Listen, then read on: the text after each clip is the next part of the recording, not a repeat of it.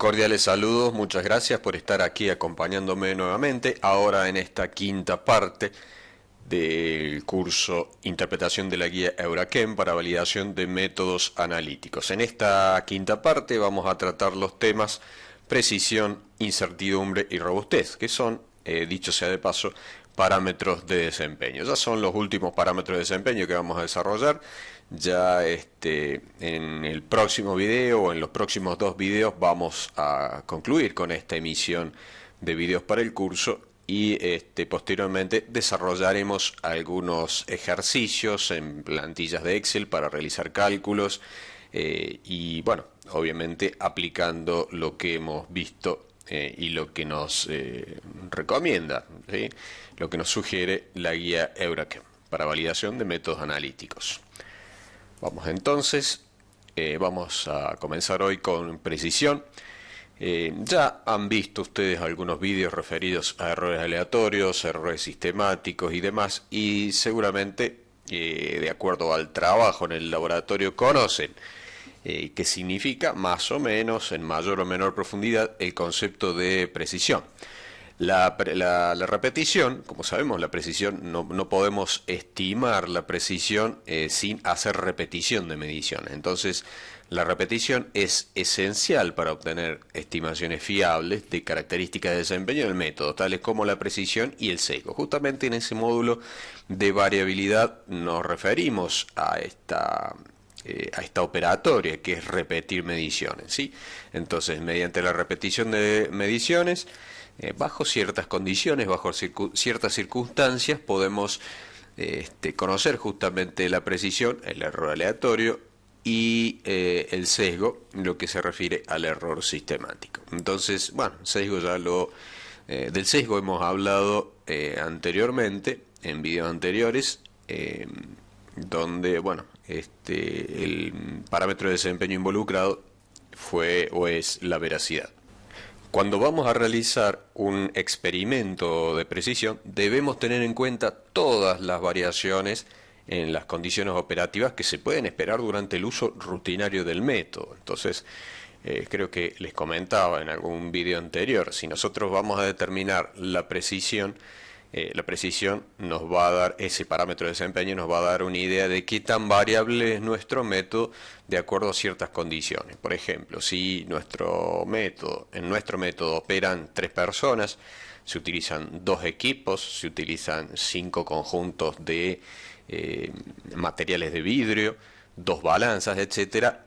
Al momento de realizar un experimento de precisión, es decir, repetir mediciones de un material, de una muestra, por ejemplo, debe variarse también esas condiciones, ya sea equipos, personas que trabajan, material de vidrio utilizado, etcétera, a los fines de reflejar en la mejor manera posible, esa variabilidad que es recibida por parte del cliente. El cliente, cuando nos trae su muestra, nosotros le enviamos un resultado con una precisión asociada, o una incertidumbre, que es una precisión global, llamémosle así, con una imprecisión asociada, y esa imprecisión que se lleva a mi cliente, yo debo poder informársela a través de ese proceso de validación. Él debería conocer cuál es esa imprecisión, y la manera de conocerlo es que nosotros evaluemos el parámetro de desempeño, es decir, que primero conozcamos ese parámetro de desempeño, y bueno, después todo eso lo reflejemos en un informe que esté disponible para el cliente, por ejemplo. Entonces, debemos, siempre que estamos evaluando los distintos parámetros de desempeño, ser lo más fieles posibles a la rutina diaria, ¿no? Al uso, como dice ahí, rutinario del método. El objetivo debería ser determinar la variabilidad típica y no la variabilidad mínima. Está bien que a veces los laboratorios quieren demostrar sus capacidades analíticas y decir que un laboratorio es más preciso que otro. En cierta forma juega a favor del laboratorio más preciso, pero obviamente tenemos que tener en cuenta que nosotros debemos informar cuáles son las limitaciones verdaderas de nuestro laboratorio. Eso ya tiene que ver con la ética profesional. Nosotros no, digamos, el objetivo no es engañar al cliente, sino decirle la verdad, como en todas las áreas de las actividades humanas, ¿no? Entonces, como dice bien claro ahí, en rojo, el objetivo es determinar la variabilidad típica. Obviamente, el método a veces podrá estar variando un poco más, a veces un poco menos, porque, como hemos dicho también, una validación es, o la verificación es cuantificar los parámetros y después compararlos con algún parámetro crítico, un valor máximo permitido para ese parámetro. Entonces, bien, esa actividad la realizamos una vez, cuando nos sometemos al proceso de validación, y podríamos decir que es una especie de fotografía del método analítico. Eso obviamente después puede variar en el tiempo hacia valores, digamos, podemos mejorar nuestra precisión o podemos desmejorarla. Entonces hay que tener en cuenta eso.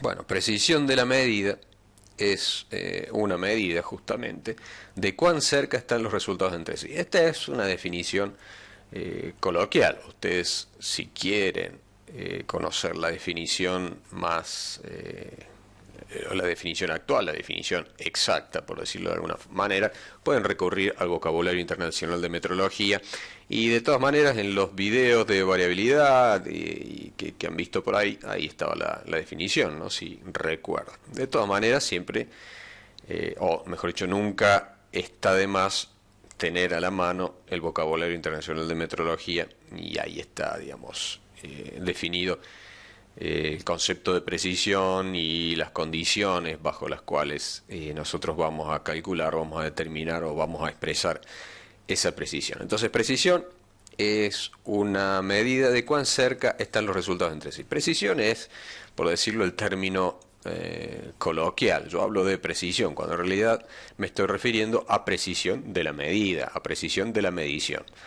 Esta precisión, como ya sabemos, se expresa a través del desvío estándar o también a través del desvío estándar relativo, o RSD, que lo habrán visto así, o también como un coeficiente de variación porcentual. Eso también se refiere, o es una manera de expresar la precisión. El RSD porcentual es el coeficiente de variación porcentual. Bien, no confundamos desvío estándar con desvío estándar relativo o con coeficiente de variación porcentual, porque si bien expresan el mismo parámetro, el desvío estándar tiene las unidades de concentración con las cuales estoy trabajando, miligramos por litro, moles por litro, equivalentes por litro, partes por millón, etcétera. Mientras que el desvío estándar relativo no tiene unidades, es un desvío estándar relativo, es decir, el desvío estándar dividido el promedio de las concentraciones. Si a eso lo multiplico por 100, me queda el coeficiente de variación porcentual. Entonces, a veces digamos, creo que a criterio mío es más fácil que el cliente entienda un coeficiente de variación porcentual que un desvío estándar a secas, ¿no? Porque cuando hablamos de un desvío estándar, si yo digo, no sé, mi desvío estándar es de 2 miligramos por kilogramo. Bueno, yo no sé muy bien si es mucho o es poco. Tengo que referirme a qué nivel de concentración yo estoy trabajando. Si a mí me dicen el 1%, yo sé que si estoy trabajando a un nivel de 100, el 1% es 1. Si son 100 partes por millón, el 1% es una parte por millón, ¿no es cierto? Entonces, a veces, a los fines de informar, a los fines de evaluar, por ejemplo, una precisión o una incertidumbre, que sabemos que la incertidumbre deriva de la precisión o de la imprecisión, es conveniente expresarlo como porcentaje o como fracción, ¿no? Bien, hablamos de las condiciones de precisión. También habrán visto ahí en ese vídeo de variabilidad que existen al menos dos extremos. Bueno, siempre son dos extremos, ¿no? Existen dos extremos, al menos dos condiciones de precisión, a eso me quise referir. Entonces existen dos extremos en ese espectro de la precisión. Uno se denomina repetibilidad, el extremo inferior, y el extremo superior se refiere a la reproducibilidad, ¿no? Bueno, la repetibilidad supone dar la más pequeña variación en los resultados, ¿eh? La repetibilidad es la variación mínima dentro del laboratorio. Y supone dar la más pequeña variación en los resultados, y es una medida de la variabilidad en los resultados cuando una medición se lleva a cabo por un solo analista utilizando el mismo equipo en un corto plazo de tiempo, ¿no? Si es una muestra, nosotros vamos a trabajar con porciones de esa muestra y las va a analizar un solo operador, un solo equipo, un solo conjunto de material de vidrio, bueno, una sola balanza, etcétera, ¿eh? Entonces es la mínima variabilidad. ¿De qué manera yo varío al mínimo? Bueno, de esa forma, variando al mínimo esos factores que influyen en mi medición, ¿sí? Pero siempre recuerden de que es una misma muestra dividida en partes, si es que eso es posible, ¿no? Y por el otro lado, en el otro extremo de este espectro, tenemos a la reproducibilidad. Y supone dar la mayor variabilidad en los resultados. Es una medida de la variabilidad en los resultados entre laboratorios. Acá ya varía absolutamente todo, ¿eh? Obviamente, si varían laboratorios, varían operadores, varían equipos, varían, salvo que haya un operador que, por ejemplo, trabaja en dos laboratorios al mismo tiempo, o mejor dicho, trabaja a la mañana en un laboratorio y trabaja a la mañana en el otro y le toca analizar esa misma muestra, pero bueno, eso es un caso excepcional. Entonces, reproducibilidad implica ya directamente cambiar de laboratorio. Es una misma muestra dividida en partes, alicuotada y que ha sido distribuida entre distintos laboratorios. El desvío estándar que se logra después de obtener los resultados de cada laboratorio es un desvío estándar en condiciones de reproducibilidad. Recuerden que para los métodos de ensayos químicos no empíricos podemos utilizar la ecuación de Horwitz, ¿eh? ¿Se acuerdan que la ecuación de Horwitz conectaba ese desvío estándar relativo entre laboratorios con la concentración, ¿eh? Recuerden eso, ¿no? Entonces la reproducibilidad yo la puedo predecir. Lo mismo, después hay algunas fórmulas para bajar esa información al laboratorio, ya cuando estoy hablando de reproducibilidad dentro del laboratorio o precisión intermedia, y también para la repetibilidad, ¿no? Ya después, si no hemos visto algunos ejemplos, vamos a colocar algunos. Bueno, esto que les estoy diciendo de Horwitz y demás no está expresado en la guía Eurachem, así que lo dejamos entre paréntesis por si les interesa complementar, ¿no? Esa información creo haberla puesto en algunos de los vídeos, ¿sí? Bien, seguimos entonces. Entre estos dos extremos, como habíamos dicho, la precisión, existe lo que se llama la imprecisión intermedia, la precisión intermedia de medida, y ofrece una estimación de la variabilidad en los resultados cuando las mediciones se realizan en un solo laboratorio, pero en condiciones que son más variables que las condiciones de repetibilidad. Vamos a suponer que, como decíamos, tenemos 3 operadores, 2 equipos, 3 conjuntos de vidrio, de material de vidrio.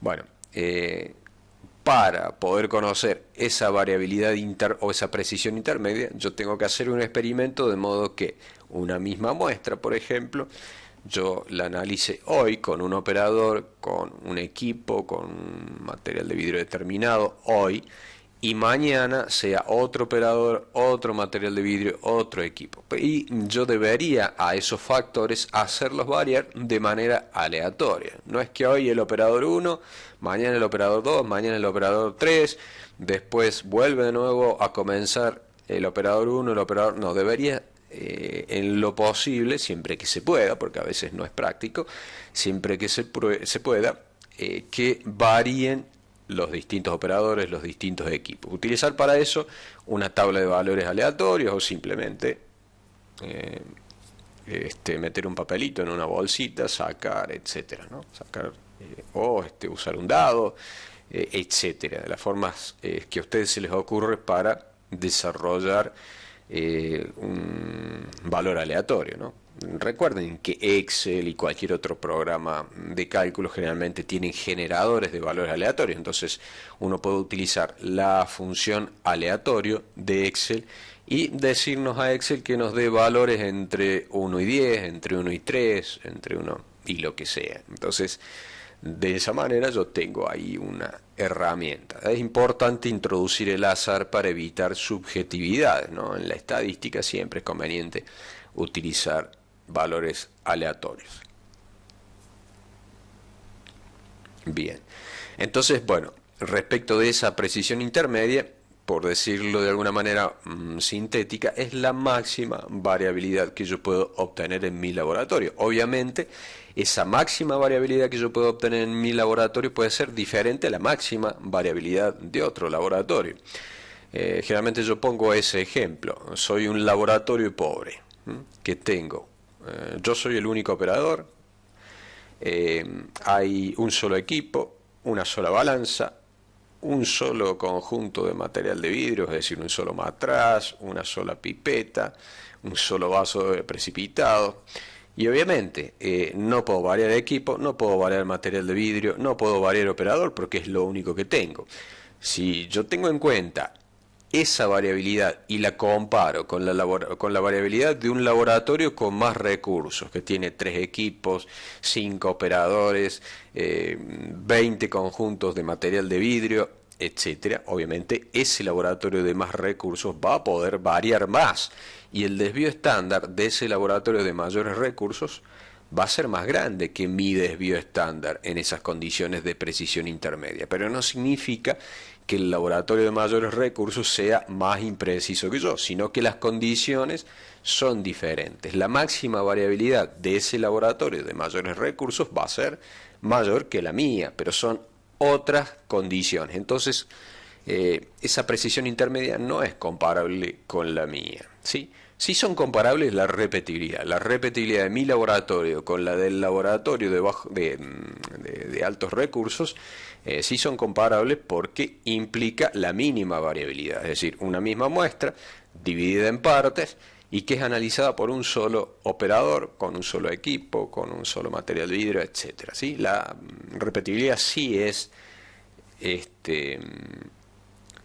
comparable, pero no la precisión intermedia, o que también se le llama reproducibilidad intralaboratorio, o también algunos la llaman reproducibilidad interna, ¿sí?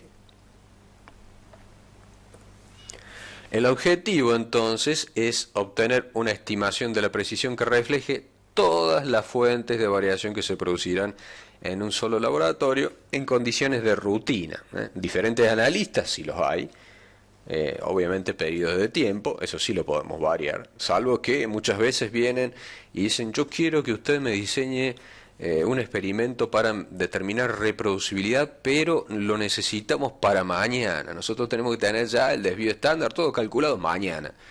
¿Y cuánto tengo? 24, 48 horas como mucho, no, ni siquiera, tengo 24 horas para hacer un experimento de reproducibilidad, no se puede, porque no estoy variando el tiempo. ¿Qué significa variar el tiempo? Significa que hoy las condiciones del laboratorio ambientales, por ejemplo, son estas: una temperatura de 21 grados, una humedad relativa del 80%,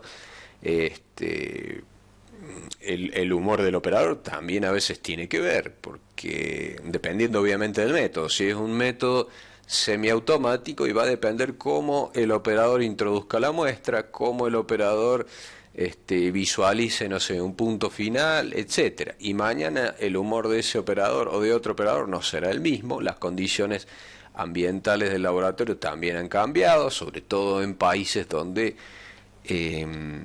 puede haber diferencias. Por ejemplo, en Argentina, donde están bien marcadas las estaciones del año, trabajar en invierno, si bien el laboratorio puede tener esas condiciones controladas, pero obviamente el clima externo también afecta a la capacidad de amortiguamiento, por decirlo de alguna forma, del clima que tiene el laboratorio. Entonces no es lo mismo un laboratorio que está que está en el trópico, donde siempre hace calor, la misma temperatura, dentro del laboratorio hay una temperatura constante que si bien puede variar quizás a lo largo del día, no va a ser no va a haber una variación importante a lo largo del año, ¿sí? A una cantidad de tiempo, comparativamente con un laboratorio donde en invierno se puede llegar a 0 grados y en verano se puede llegar a 40 grados. Entonces, yo no puedo, en principio, desarrollar un experimento de reproducibilidad en un día, entonces yo tengo que, por lo menos, variar lo más que se pueda, ¿no?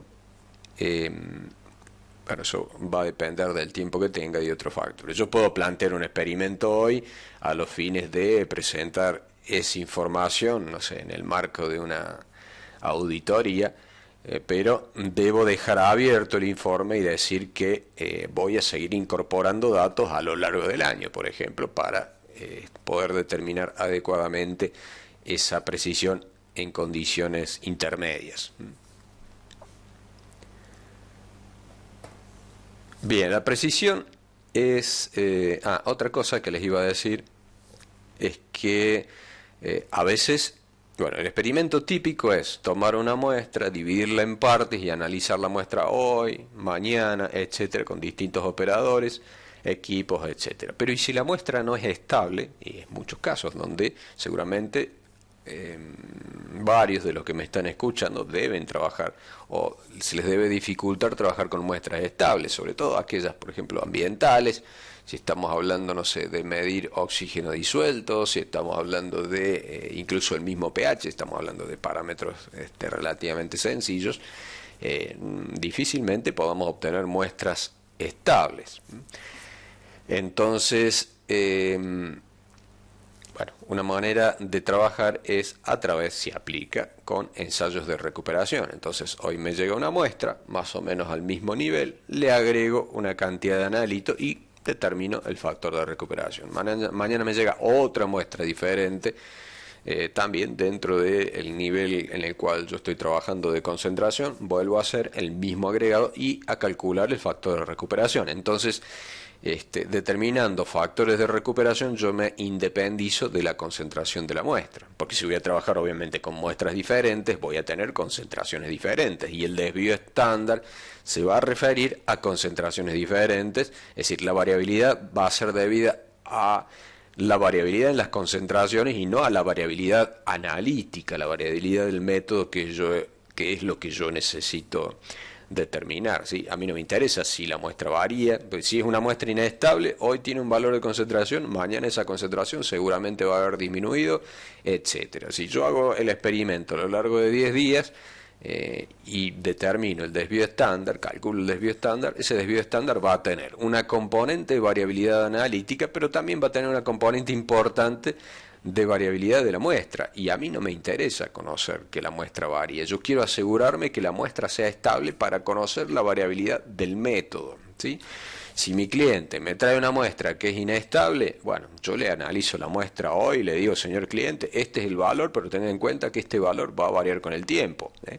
Ese ya no es mi problema es informar, conocer adecuadamente la variabilidad de mi método analítico. Bien, la precisión es generalmente dependiente de la concentración del analito, esto todos lo sabemos, si yo tengo un rango de trabajo que va de 10 a 100, el desvío estándar a 10 no va a ser el mismo que el desvío estándar a 95 o a 100. Entonces debe determinarse en una serie de concentraciones a través del intervalo de interés. Si el intervalo de interés es corto, vamos a suponer que está entre 10 y 12, un intervalo bien acotado, bueno, puedo determinar la precisión a 11 y ya está bien. Pero si es más amplio, yo necesitaría trabajar por lo menos a 2 o a 3 niveles, ¿no? Un nivel alto, un nivel bajo y un nivel medio. Como por ejemplo, dice ahí, una concentración particular de interés, tal como un límite reglamentario más concentraciones en límites de medición. Esa es otra cosa importante. Sí, mi cliente me trae muestras para saber si cumple o no cumple con una reglamentación, un máximo nivel permitido, por ejemplo, para una muestra ambiental, o el cliente tiene a su vez un cliente que le exige ciertos niveles de tolerancias para una concentración, un máximo y un mínimo. Bueno, yo tendría que calcular, estimar la precisión a esos límites, a esas especificaciones o a esos límites legales, etcétera, ¿sí? Entonces, si hay, vamos a suponer que hay una especificación por arriba de la cual me dice que una muestra está contaminada y por debajo de la cual no, bueno, yo tendría que por lo menos determinar la precisión a ese nivel y después, como dice ahí, a otros dos niveles por arriba y por debajo de ese límite, ¿eh? Pero a mí me interesa saber qué sucede en ese límite de decisión, ¿ok?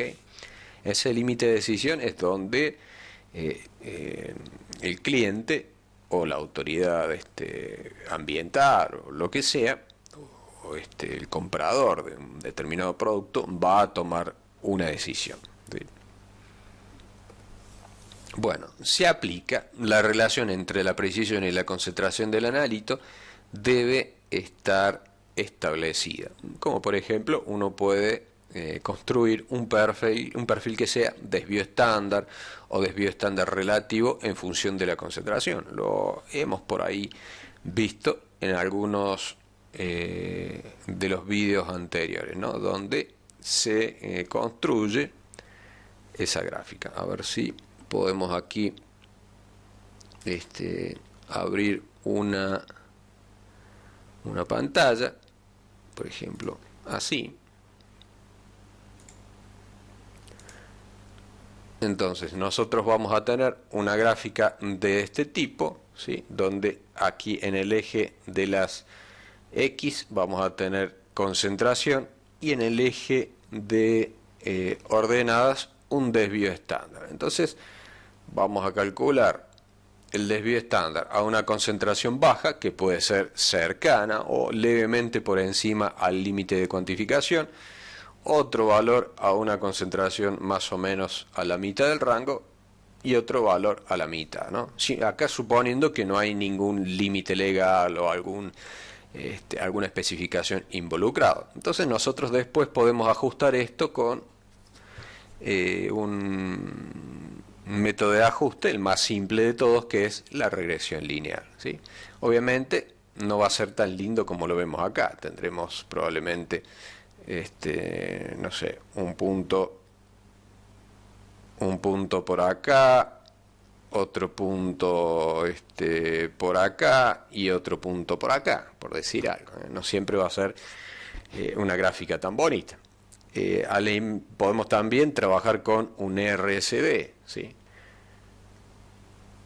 Supongamos que yo trabajo con un en lugar de desvío estándar voy a tener un RSD. Entonces ahí sí, el RSD puede más o menos ser constante a lo largo del rango, o al revés, puede disminuir de manera proporcional, ¿eh? Recuerden que el desvío estándar relativo se comporta diferente del desvío estándar. El desvío estándar crece con la concentración, el desvío estándar relativo o permanece constante o lo más probable es que disminuya con la concentración. El desvío estándar relativo, recordemos, es el desvío estándar dividido la concentración media de esa serie de mediciones que yo he hecho, esa serie de mediciones replicadas que yo he hecho.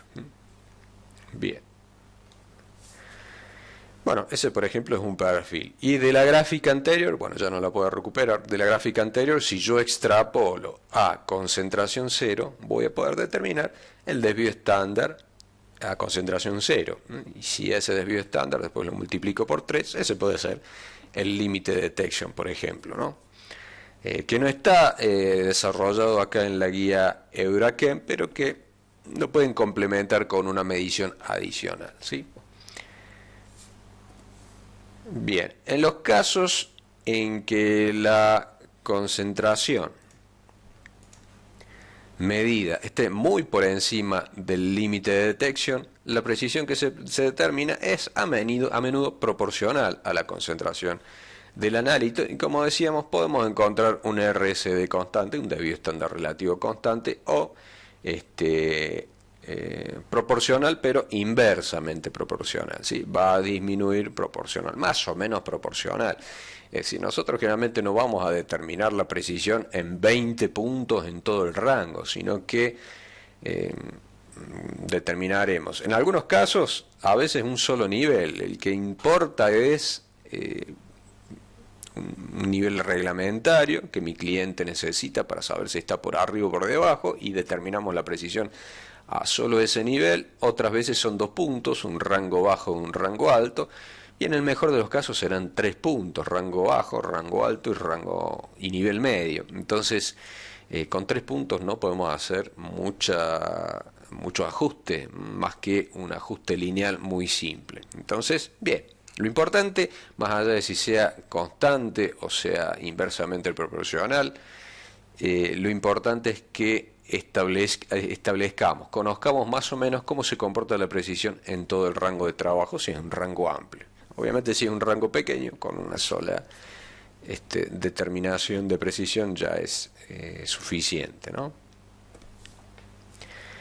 Bien, para los métodos cualitativos, ya la cosa no es...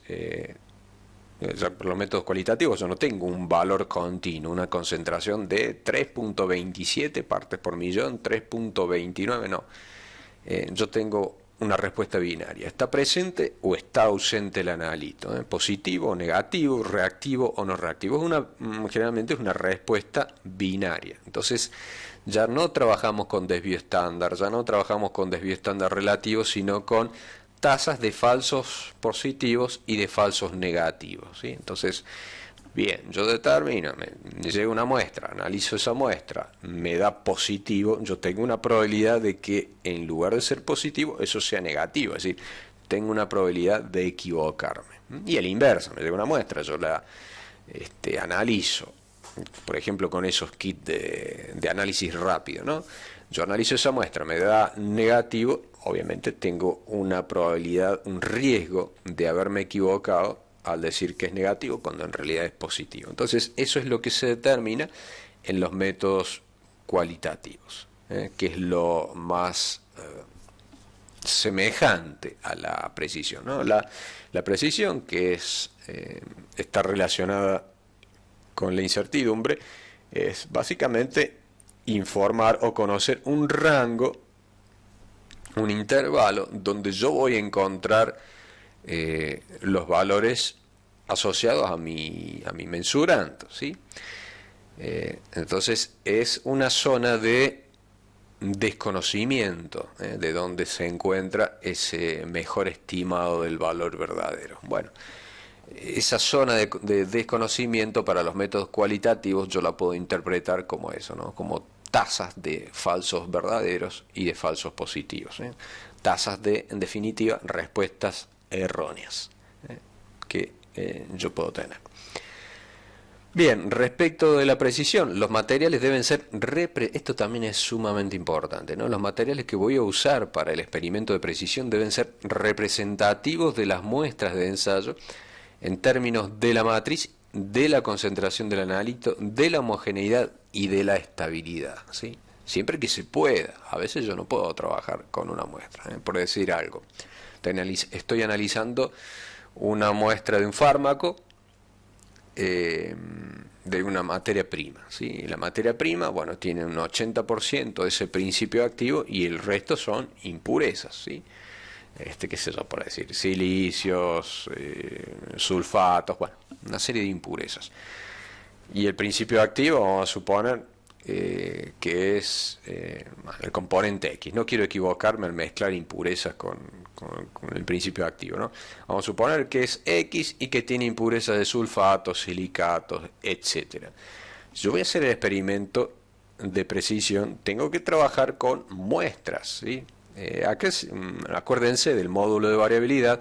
Cuando yo determino la precisión, que estoy hablando de errores aleatorios, quiero saber cómo se dispersan, no necesito trabajar con un patrón de referencia, no necesito trabajar con un material de referencia, no necesito conocer o estimar el valor verdadero porque simplemente me interesa el error aleatorio, ¿ok? Entonces, debo utilizar en lo posible una muestra de rutina y trabajar, como decíamos, en todos los niveles de concentración, o al menos, como decíamos anteriormente, en un nivel si es una reglamentación, o es mejor dicho un intervalo pequeño, acotado, o a dos o a tres niveles ya si estamos hablando de un intervalo amplio, y si aplica tener en cuenta la especificación con la que se enfrenta mi cliente o ese límite reglamentario, etcétera, ¿no? La homogeneidad, esa es otra cuestión también importante. Si esa materia prima que yo estoy analizando es heterogénea, significa que me va a llegar una muestra al laboratorio y esa muestra, vamos a suponer que es una muestra grande de 10 kilogramos y yo necesito solamente tomar medio gramo. Obviamente, tomar medio gramo de esos 10 kilogramos me va a estar ahí involucrado una heterogeneidad inherente a esa muestra. Entonces, obviamente, yo tengo que validarlo teniendo en cuenta eso. Si, digamos, vamos a suponer que rutinariamente de esos 10 kilos yo hago un cuarteo y tomo ese medio gramo para el análisis, bueno, voy a tener que hacer el experimento de precisión teniendo en cuenta ese proceso de submuestreo dentro del laboratorio, teniendo en cuenta ese cuarteo. A los términos prácticos, a ver, vamos a abrir la pizarra.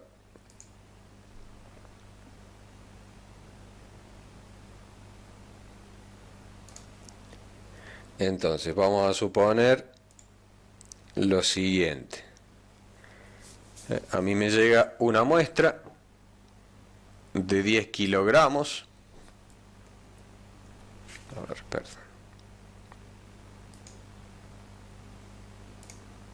Sí, a mí me llega una muestra aquí.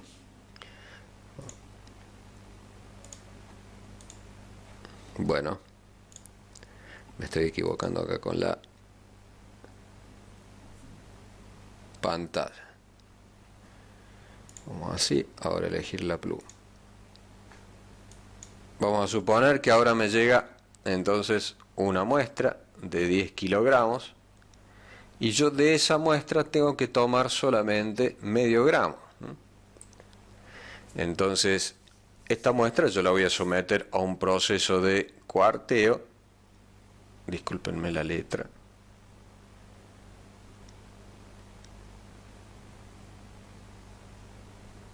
Ahí está.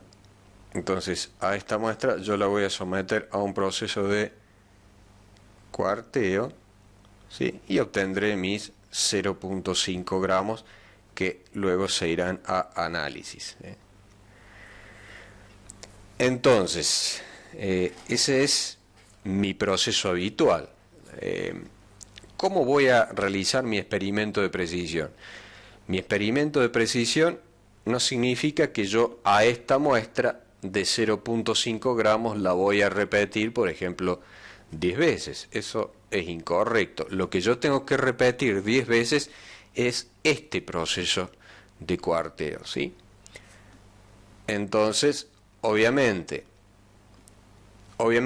mi desvío estándar, cuando yo hago n igual a 10 veces el proceso de cuarteo, va a ser mayor, así el desvío estándar lo determino haciendo n igual a 10 veces el procedimiento analítico que se encuentra más allá del proceso de cuarteo.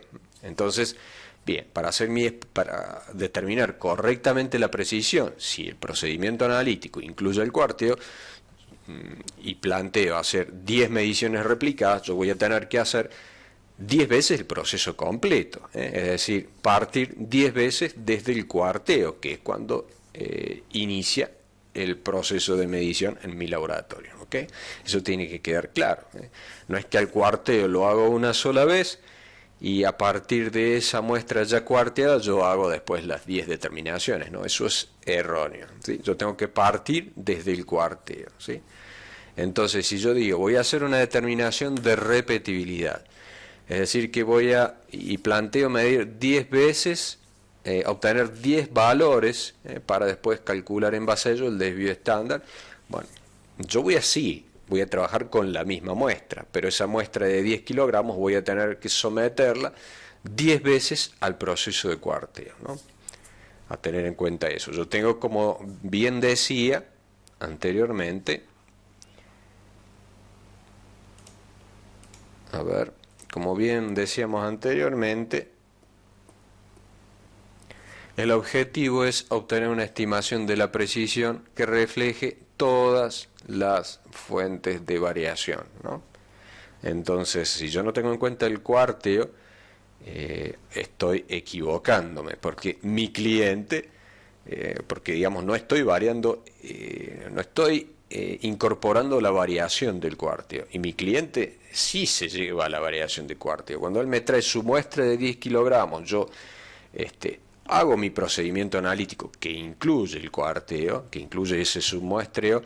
El cliente después se lleva un resultado con una variación asociada, entre otras, referidas al cuarteo, ¿eh? Entonces, si yo no varío el cuarteo en mi proceso de determinación de la repetibilidad, por ejemplo, no estoy siendo correcto. Mi cliente, o digamos, al momento de realizar el informe de validación, cuando yo informe la repetibilidad, no va a ser una repetibilidad real, sino que va a ser una repetibilidad mínima.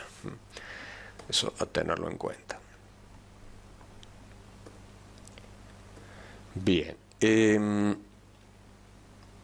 Los materiales, como decíamos, deben ser representativos, en función de la concentración del analito, la homogeneidad y lo mismo la estabilidad de la muestra, ¿sí? Aquí recordemos que a mí no me interesa conocer la inestabilidad de la muestra, ¿sí? Yo voy a hacer un análisis, a mí me interesa, o mejor dicho, si estoy haciendo la validación, me interesa que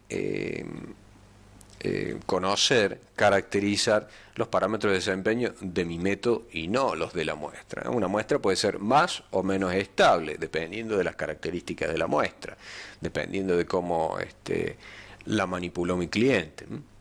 Yo debo asegurarme de que esa muestra, apenas llega al laboratorio, mantenga sus características, ¿sí?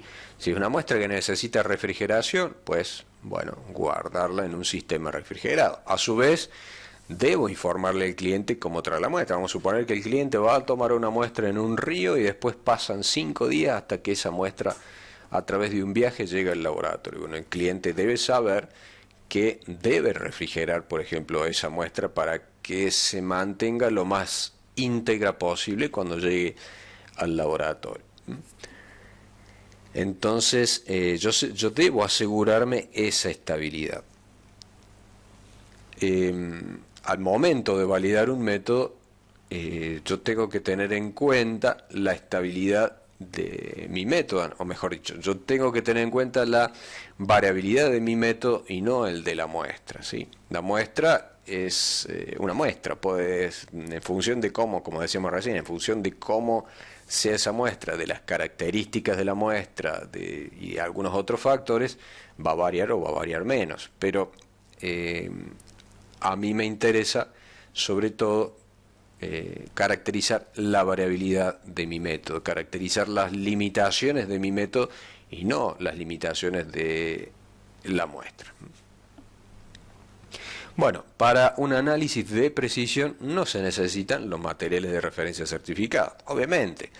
Yo puedo plantear un experimento donde mate dos pájaros de un tiro, donde determine el sesgo y determine la precisión. Obviamente que para el sesgo yo necesito un material de referencia certificado. Bueno, en ese caso está bien, estoy utilizando un material de referencia certificado porque me conviene, porque estoy evaluando el sesgo por un lado y de paso evalúo la precisión, ¿no?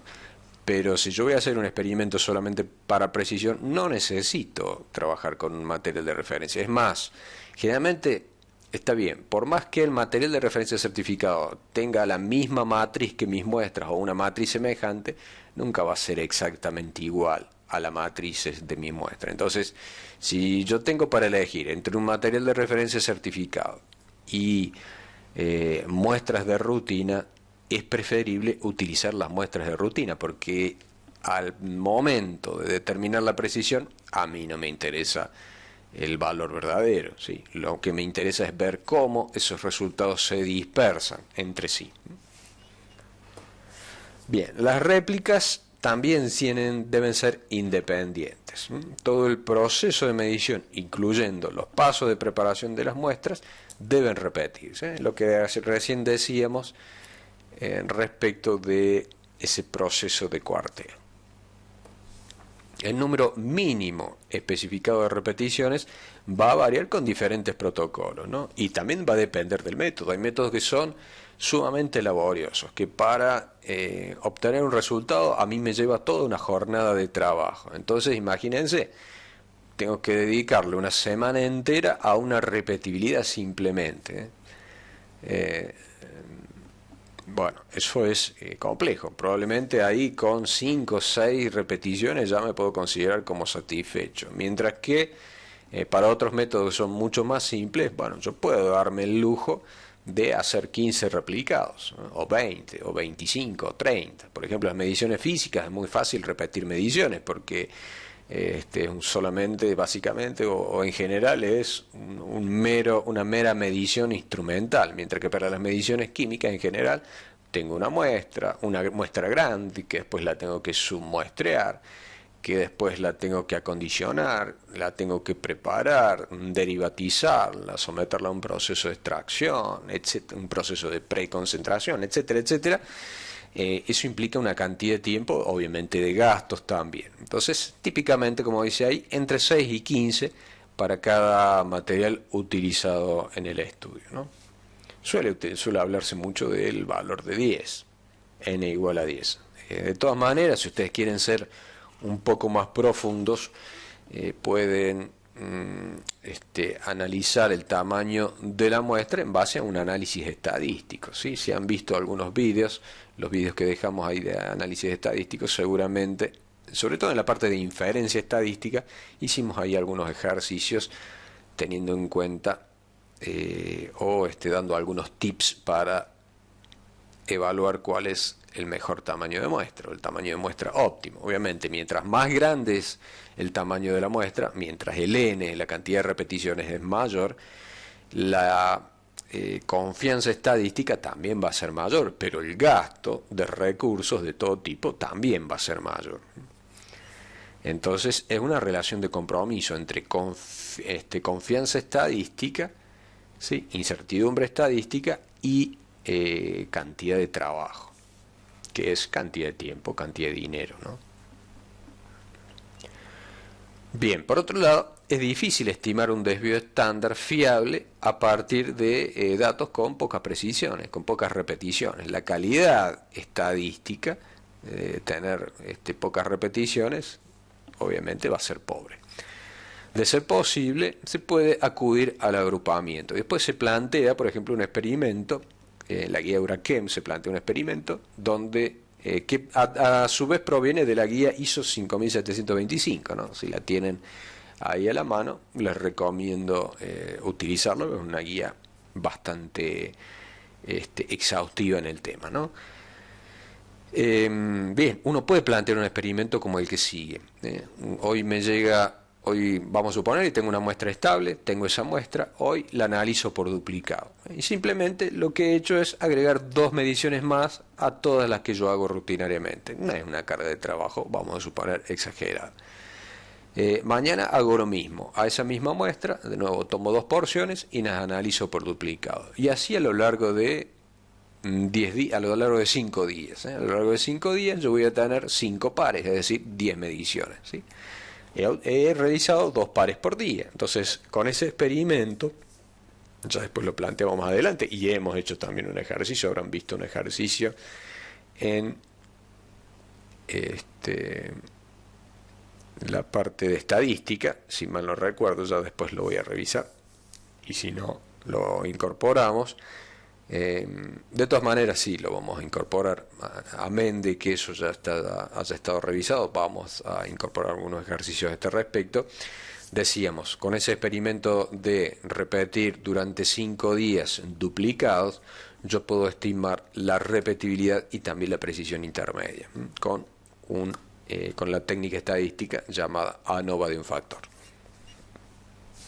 Y eso de duplicar todos los días una muestra, el resultado de una muestra, el análisis de la muestra, se denomina agrupamiento. Entonces yo estoy agrupando y de ese modo yo aumento los grados de libertad, y si aumento los grados de libertad estoy mejorando mi confianza estadística. Como decíamos, algunos diseños experimentales analizados mediante análisis de varianza, el comúnmente denominado por la sigla ANOVA, son una forma eficiente de obtener estimaciones de repetibilidad y precisión intermedia con un número adecuado de grados de libertad.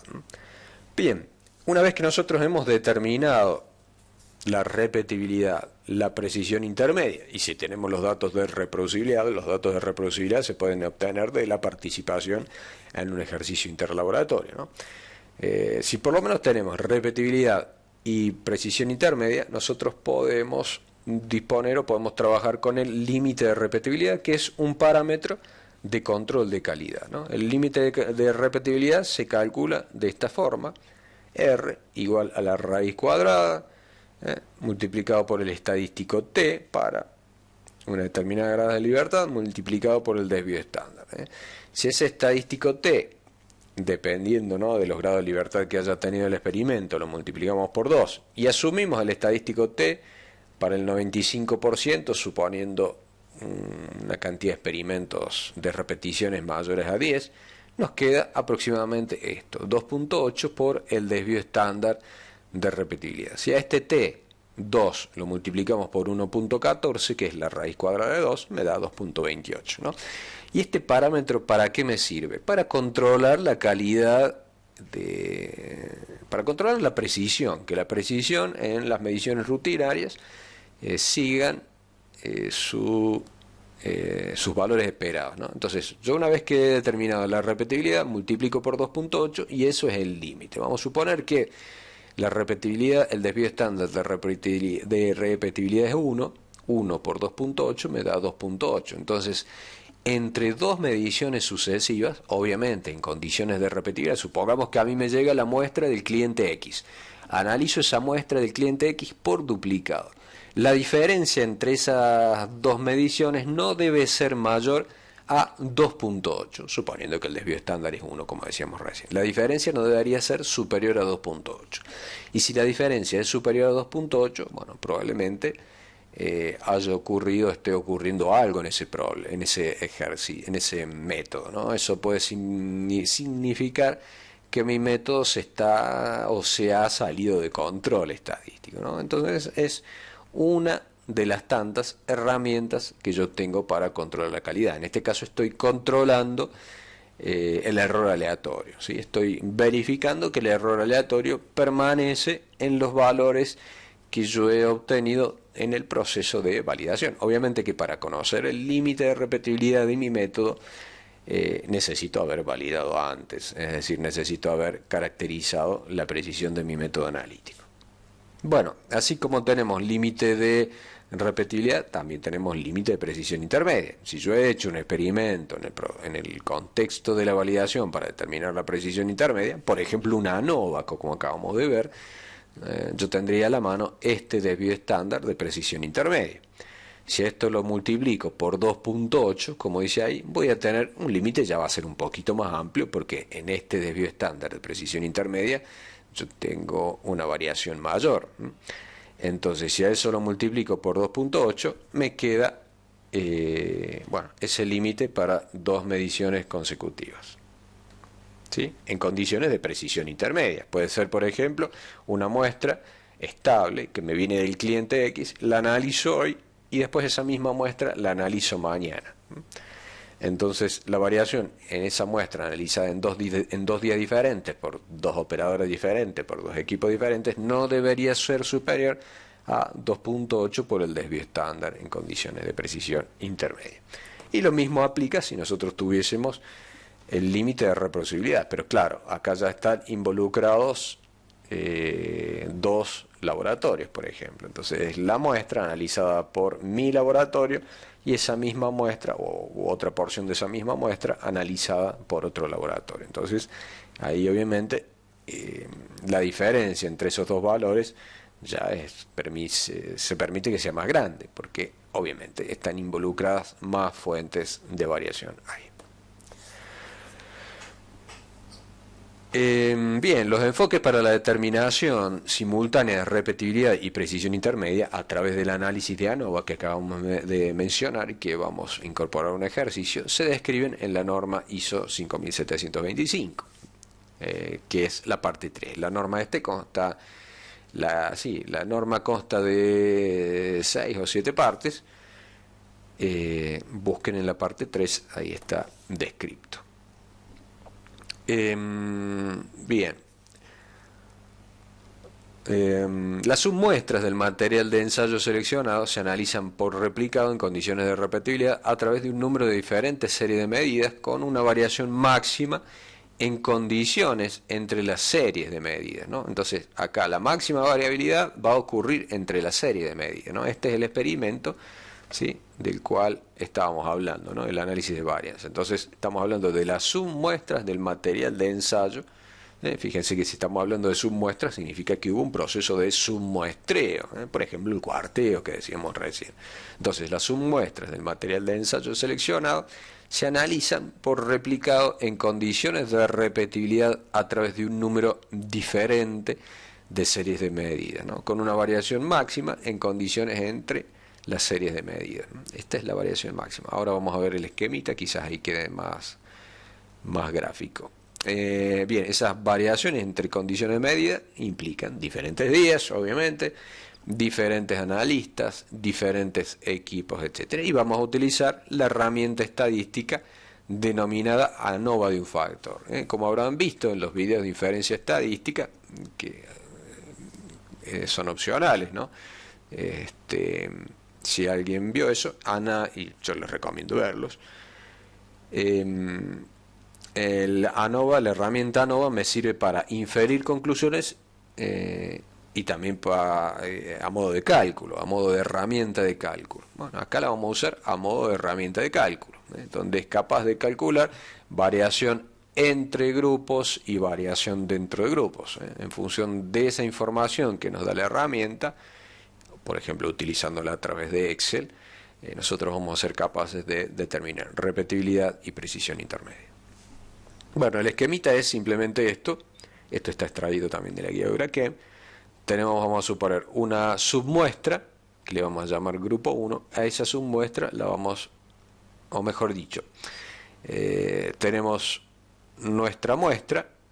De esa muestra vamos a tomar submuestras, 2 submuestras, y cada submuestra la vamos a analizar. Al otro día, la misma muestra, también de esas mismas muestras vamos a obtener otras 2 submuestras y también la vamos a analizar.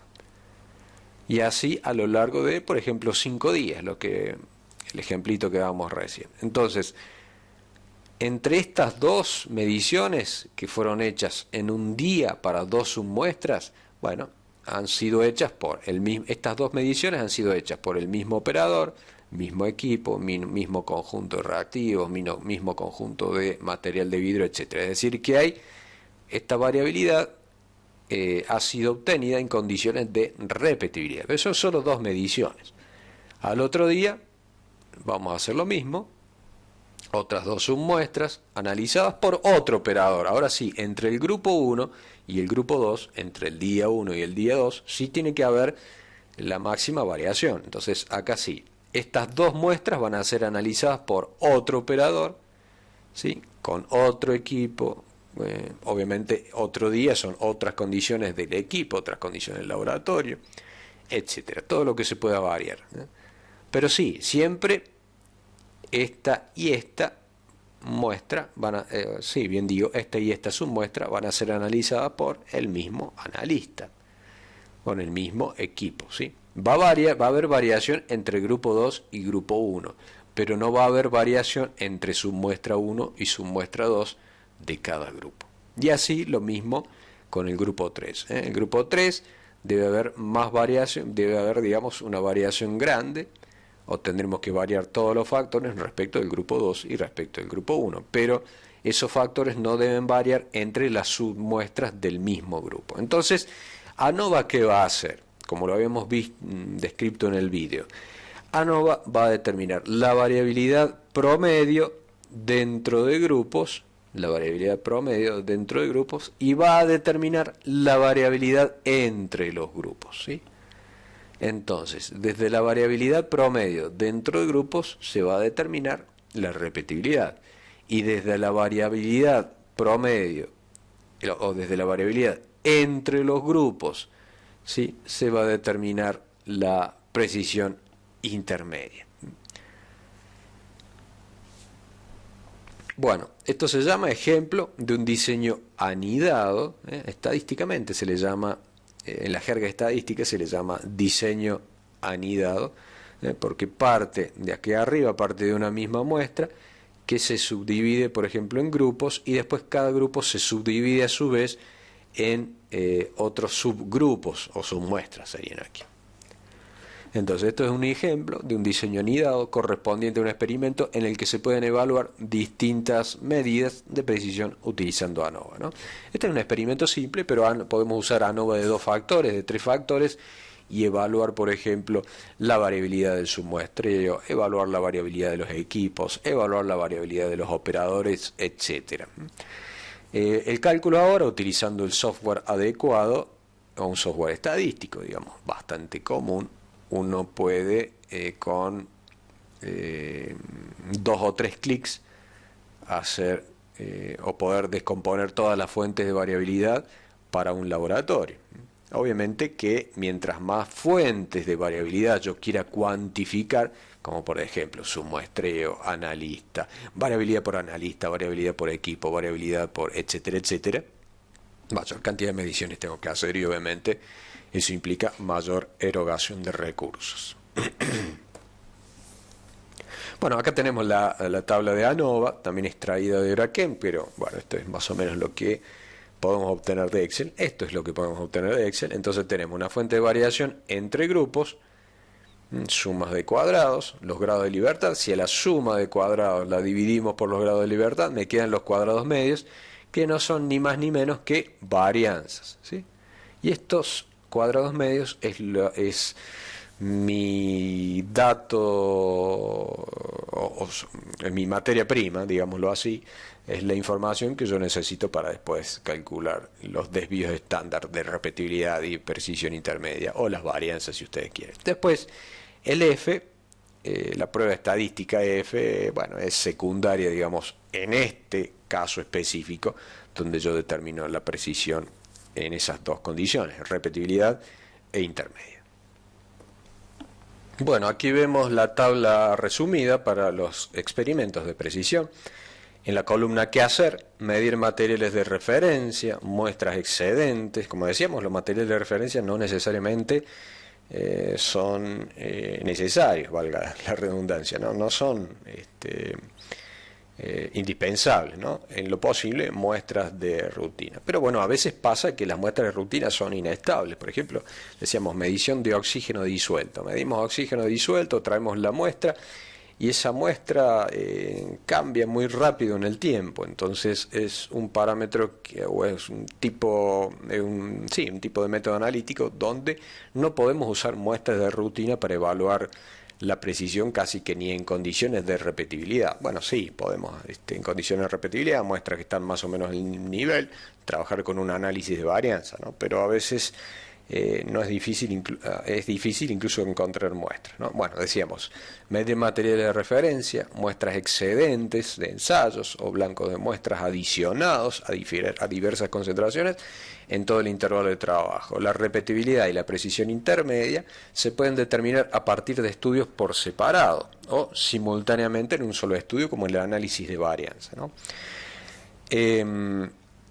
Bien, como ahí tenemos una de las opciones, el mismo equipo, mismo analista, mismo laboratorio, corto plazo y tiempo, ¿no? Eso, repetibilidad. ¿Cuántas veces? 6 a 15 réplicas, determinar el desvío estándar, los resultados para cada material. Eso es importante también. Si tenemos un método analítico el cual alcanza para 3 matrices diferentes, vamos a suponer, no sé, aguas de río, aguas subterráneas y aguas de escorrentía, obviamente tendremos que trabajar con 3 matrices, con esas 3 matrices y plantear un experimento de precisión, repetibilidad y precisión intermedia para esas 3 matrices, ¿no? Salvo que las matrices sean muy semejantes. O a veces hay casos donde la cantidad de matrices es innumerable, vamos a suponer, no sé, 30 matrices diferentes, uno no puede tampoco en ese caso hacer un experimento de precisión completa para cada una de las 30 matrices. Entonces, bueno, se puede agrupar, por ejemplo, entre matrices complejas o matrices con...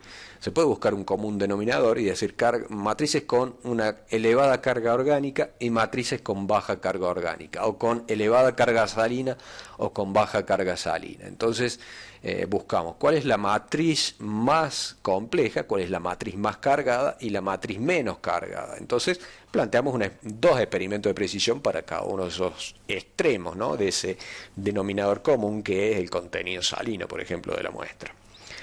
Entonces, a tener en cuenta eso. Y después, bueno, para el experimento de precisión en condiciones intermedias, bueno, analistas y equipos diferentes, si aplica, mismo laboratorio, obviamente, un plazo lo más prolongado posible en el tiempo, y de nuevo, 6 o 15 réplicas de material, se determina el desvío estándar de los resultados para cada material y estimar la desviación estándar de la precisión para cada material. Aplica lo mismo que decíamos para repetibilidad en cuanto a las matrices. ¿Okay? Bueno, en el caso C, analistas y equipos diferentes, mismo laboratorio, plazo prolongado en el tiempo, 6 a 15 grupos de medidas duplicadas obtenidas bajo condiciones de repetibilidad en 10 equipos diferentes para cada matriz. Acá es cuando aplicamos ese diseño experimental y en el que usamos ANOVA, ¿no? Calcular el desvío estándar de repetibilidad de los resultados utilizando ANOVA para cada material, calcular el desvío estándar entre grupos de los resultados de ANOVA y combinarlos con los desvíos estándar de repetibilidad para cada material. Y bueno, después en los comentarios estimar el desvío estándar de la repetibilidad para cada material, estimar el desvío estándar también para cada material. Ahí entonces, aquí arriba determinamos repetibilidad y precisión intermedia. Lo vamos ahí a ver en un ejercicio. Sí, ya probablemente ya lo hayan visto en alguno de los videos anteriores. De todas maneras vamos a repetirlo. Después, en esta opción D, analistas y equipos diferentes, laboratorios diferentes, plazo prolongado en el tiempo. Acá estamos hablando de laboratorios diferentes, esto ya es un interlaboratorio. Y de nuevo aplica 6, 15 grupos de medidas duplicadas. Cada laboratorio va a duplicar la medición y después se van a juntar todos los laboratorios con sus medidas duplicadas y a través de un análisis de varianza, de la manera similar al caso C anterior, estimar la incertidumbre como hemos visto. Bien, bueno, más o menos esta tabla resume lo que hemos visto hasta ahora en cuanto a precisión. Vamos, como acabo de decir, a tratar de asentar estos conocimientos con un ejercicio numérico complejo, completo. Vamos ahora a incertidumbre. Esta guía no alcanza al cálculo de la incertidumbre, sin embargo vamos a dar algunos tips, ¿no? La incertidumbre es un intervalo asociado. Podemos decir que la incertidumbre es una imprecisión global, donde se tienen en cuenta todas las fuentes de variabilidad que ocurren en el laboratorio y las que eventualmente heredamos de otras partes, como la que se proviene de la incertidumbre de calibración de los equipos que utilizamos, del material volumétrico, etcétera. Bien, la incertidumbre después, más adelante, está digamos pensado, está previsto hacer un curso de interpretación de la guía Eurachem para cálculo de la incertidumbre, ¿no? Ya para complementar este curso. La incertidumbre es un intervalo asociado con un resultado de medida que expresa el intervalo de valores que razonablemente pueden atribuirse a la cantidad que se está midiendo, ¿no? Pueden buscar la definición exacta de incertidumbre, como decíamos, de la guía del vocabulario internacional de metrología. Una estimación de la incertidumbre debe tener en cuenta todos los efectos reconocidos que operan en el resultado. Las incertidumbres asociadas con cada efecto se combinan de acuerdo con procedimientos bien establecidos. Hay varios enfoques para calcular la incertidumbre y vemos, ¿no? En base a esto, la precisión a lo largo tenemos que tener en cuenta, si bien hay varios enfoques, estas son, digamos, generalidades, ¿no? Que se tienen en cuenta en ellos, en esos varios enfoques. La precisión a largo plazo, global del método, el sesgo y la incertidumbre, incluyendo la incertidumbre estadística que corresponde a las mediciones de sesgo y a la incertidumbre de los valores de referencia, incertidumbres que provienen de la calibración de equipos, que a veces suelen ser insignificantes para los procesos de medición químicos, ¿sí? No para los procesos de medición físicos, ¿sí? Pero que bueno, hay que verificar esto. Generalmente la incertidumbre de precisión que proviene de la precisión intermedia suele ser la más importante, ¿no? Pero bueno, hay varios enfoques, como decíamos ahí. Cualquier efecto significativo que opere además de los anteriores, como cambios por la temperatura, ¿no? En un laboratorio tenemos fluctuaciones de temperatura, cambio en el tiempo, una deriva que pudiera haber en el resultado. Entonces, bueno, hay varios enfoques. Los enfoques de cálculo de incertidumbre se diferencian en la forma de agrupamiento de la fuente, ¿no? Tenemos el enfoque de la aproximación ISO, donde se cuantifica la fuente prácticamente de manera individual, y después tenemos otro enfoque, el otro enfoque extremo, que utiliza los datos del ejercicio interlaboratorio, donde todas las fuentes se agrupan en una sola fuente, que es la reproducibilidad. Y ahí, entre esos dos extremos, entre esos dos enfoques extremos, tenemos una variedad de aproximaciones intermedias. Bueno, cuando la contribución de los efectos individuales es importante, por ejemplo en los laboratorios de calibración, será necesario tener en cuenta las contribuciones individuales de todos los efectos individuales, valga la redundancia, por separado. Bueno, lo que decíamos recién, la incertidumbre puede estimarse desde los estudios colaborativos.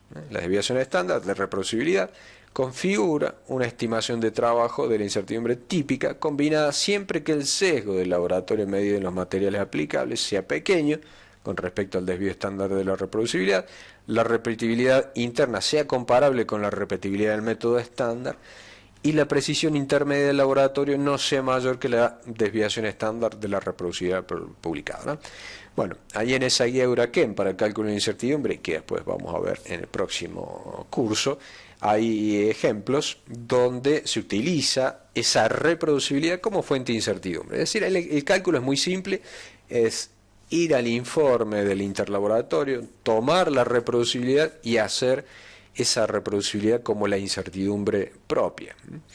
Pero hay cosas que deben cumplirse, hay requisitos que deben cumplirse, como este, ¿no? Que decíamos que el sesgo del laboratorio sea pequeño con respecto al desvío estándar de la reproducibilidad, que la repetibilidad de nuestro laboratorio sea comparable a la del resto de los laboratorios, y que la precisión intermedia no sea mayor que el desvío estándar de la reproducibilidad, esa que estamos utilizando, ¿no? Esos son como tres requisitos que debemos cumplir para obtener. Pero bueno, obviamente hay una serie de ventajas, que es la facilidad del cálculo, y otras desventajas, como que bueno, una incertidumbre importante y quizás sobreestimada respecto de la incertidumbre real del laboratorio. Y bueno, en estos interlaboratorios a veces hay efectos que no se tienen en cuenta. Por ejemplo, a mí el laboratorio va a llegar mi muestra interlaboratorial que ya va a estar homogeneizada, estabilizada y demás. Mientras que en la práctica a mí me llega una muestra, como en el ejemplo, de 10 kilos, de las cuales yo tengo que tomar una porción más pequeña. Bueno, ese efecto de su muestreo, esa variabilidad de su muestreo no estaría teniéndose en cuenta en este cálculo.